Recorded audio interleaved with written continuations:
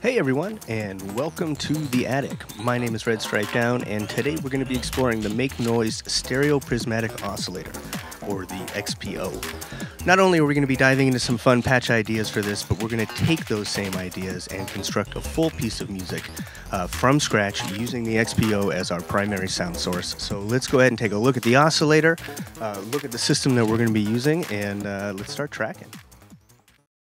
In a nutshell, the XPO is a fully analog stereo oscillator with 11 simultaneous outputs, 3 sets of stereo outs, and an additional 5 mono outs at the top of the module. In addition to the multitude of outputs, the XPO also features plenty of CV ins for all of its timbre shaping controls, including two separate volt per octave inputs, a second of which can be used for transposition of the first or to dive into some rich FM. We do have a dedicated FM section on the module as well as a sync input. To get the most out of the XPO, I've put together a fully stereo synth voice featuring stereo mixing, VCAs, filter, and stereo effects. I will say the Make Noise XPO, QPOS, and Mimeophone are wonderful complementary modules for the rich stereo field of the XPO and really help bring the oscillator to life. Of course, the system wouldn't be complete without plenty of sequencing and modulation, and we have several tools here to aid us with that, including multiple function generators, random sources, dedicated LFOs, and step sequencers. We have a few tools outside of the system at our disposal as well, including the Elektron Digitakt for sampling and sequencing, the Hologram Electronics Microcosm for stereo effects, the CV-OCD for MIDI to CV conversion, and finally the Moog Mother 32, which I've thrown in the mix for the ladder filter. Okay, now that we know what we're working with, let's get patching.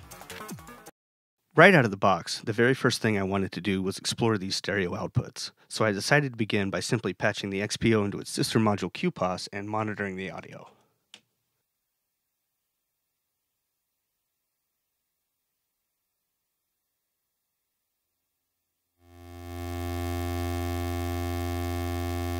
For anyone who isn't familiar with QPOS, it is a unique stereo filter that shares a lot of similar concepts with the XPO. So let's go down the line, hear each waveform and how these timbre controls affect each one.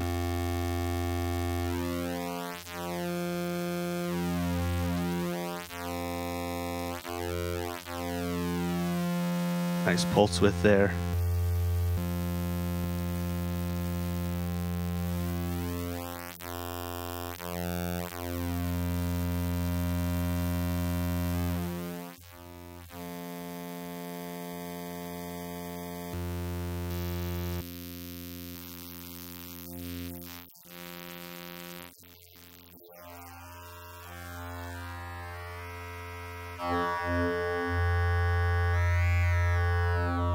Alright, so right out of the gate we have a ton of possibilities, especially when we incorporate a stereo filter. So let's apply a little modulation to this and see what happens.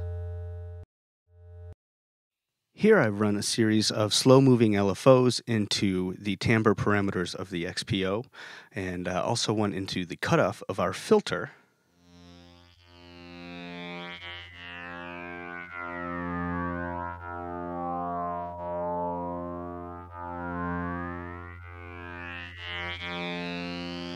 And wow, I'll say that a little bit of movement really made this stagnant tone a lot more interesting. So why don't we expand on this idea a little bit and actually record a series of long tones at different pitch values that we can stack and create a bed of evolving stereo chords that can maybe act as the base of our track. All right, I'm going to use the internal keyboard on the Digitakt to generate these pitches. And let's go ahead and start with 2 octaves of our root note F. Let's add a minor third and a fifth.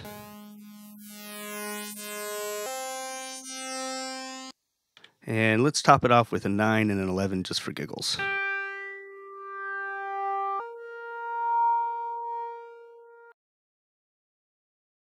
Okay, I recorded a few minutes of each tone to allow time for the slower modulation rates, and this was the result.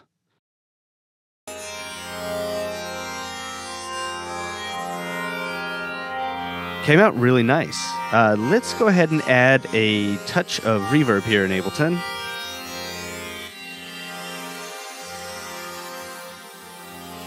Okay, wow, very effective. Now, if we wish, we can stack these tones in different combinations or even repitch them to create new structures, but I think we have a really nice drony bed for the base of our track. Alright, let's move on to some sequencing and start animating the XPO in different ways. In this sequence, I'm using 2 sets of the stereo outputs and mixing them in XPan. 2 separate LFOs are crossfading the waveforms, and both channel A and B are hard pan to exaggerate the stereo field. That is, with an exception of the mono spike output going into the XPan's aux input right here. A slower LFO is modulating the left and right timbre controls of the XPO, and the center parameter can be modulated at will by using this button here to cycle our function generator. This looping 15-step sequence is being generated by Renee and can also be transposed using the XPO's second volt per octave input, pressure points, and Renee's second channel as a quantizer.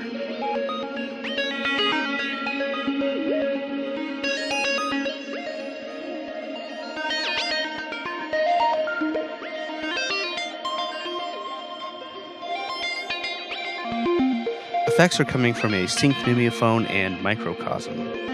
So from here, I'm going to record a few minutes of the sequence in this form and maybe a few variants, like using the sub output instead of the spike, or reducing the number of gates in our sequence, and a few others. Then I'll keep these on the back burner until I'm ready to start mixing elements together. This next sequence is being generated by the Digitakt and is a bit longer at 64 steps. It also has a counterpart that we'll lay right on top, which I'll show you in just a moment. The patch itself is pretty simple. We're running the stereo pulse outputs of the XPO right into the QPOS.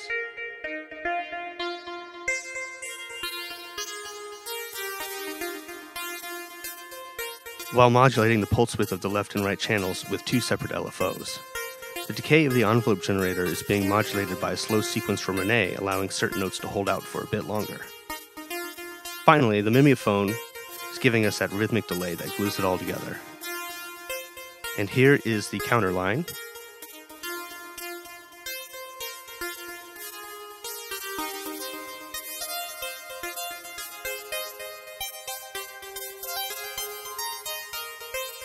A bit more melodic.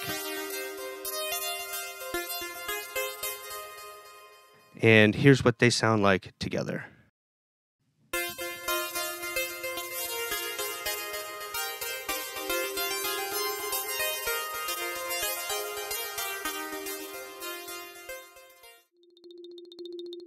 Let's take a step away from sequencing and work on some textural and percussive patches instead. In this patch, we've run 2 mono outputs from the XPO into XPan and slightly panned each channel left and right. From there, we're on to QPOS once again, but this time we've raised the resonance and actually tuned it to a root note F. That's that little hum that we're hearing there. The high clicky parts are coming from the XPO in its lower pitch registers, and by increasing the pitch of the oscillator, we can increase the frequency of these clicks. But it's at its final stage when we engage the microcosm that we get what we were actually looking for, a nice drony textural layer with some intermittent activity.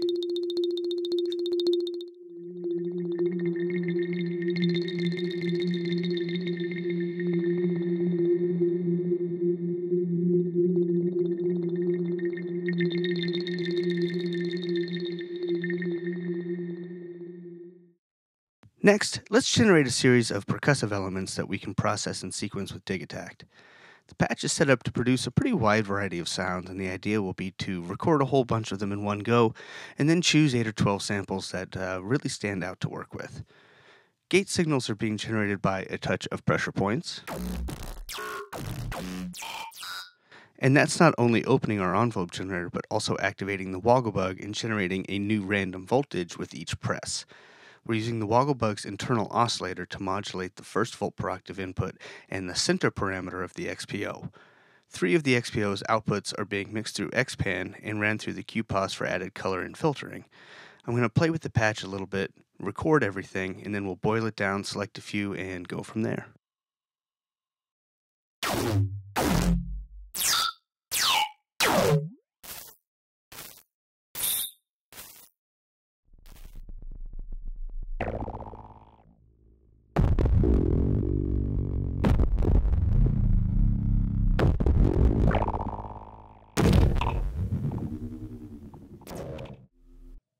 Alright, I've chosen my 8 favorite samples and assigned them to tracks 1 through 8 on the Digitakt.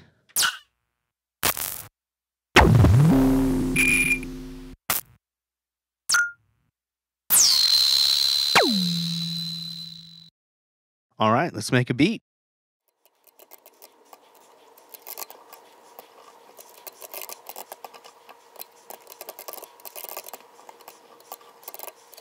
I wanted the beat to line up rhythmically with our stacked sequence from earlier, and here's what I came up with.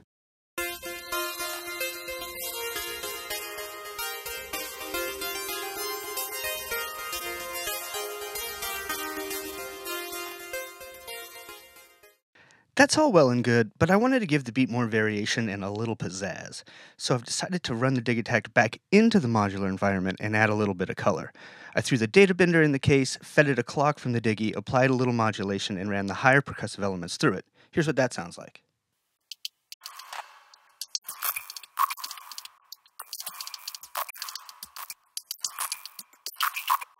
Add a little microcosm.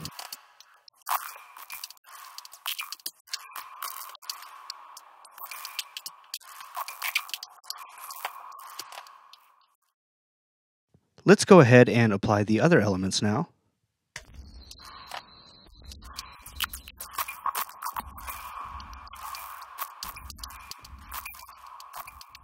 Let's hear it with our stacked sequence.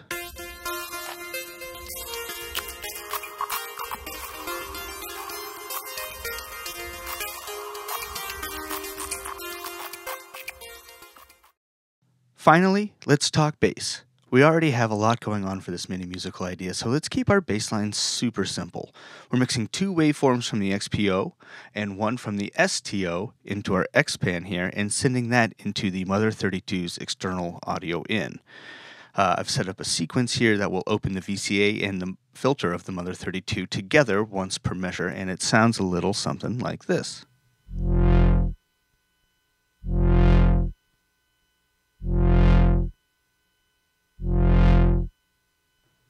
Let's hear that with the other track elements.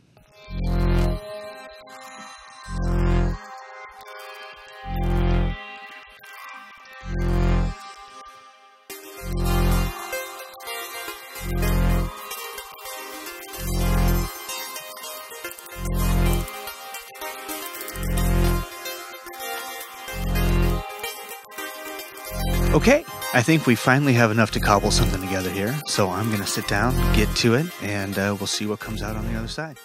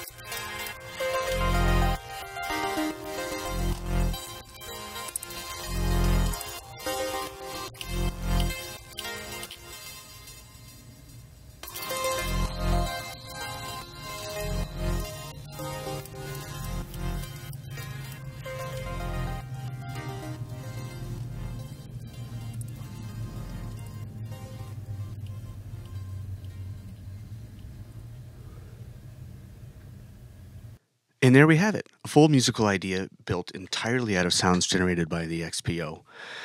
This was a really fun project. Thank you so much for joining me. I hope you enjoyed the video. And this is Red Stripe Down for Perfect Circuit, signing off.